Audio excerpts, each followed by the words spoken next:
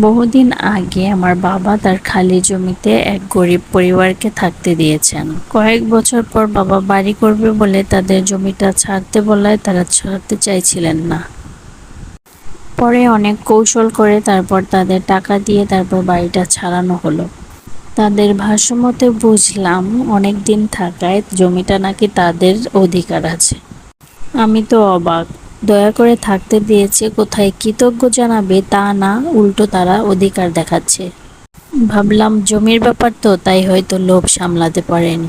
আসলে মানুষের লোভ যে কতটা নিচু অবস্থানে নিয়ে যায় সেটা শুধু যেই মানুষটা পরবর্তীতে বুঝতে পারে সেই বুঝতে পারে। এছাড়া যারা করে আসছে তারা হয়তো বা বুঝতে পারে না যে তাদের অবস্থানটা কত নিচু অবস্থানে পরিণত হয়েছে। আসলে মানুষকে অতিরিক্ত উপকার করতে নেই, উপকার করতে গেলেই তারপরে সেই ছুরি ধরে গলায়।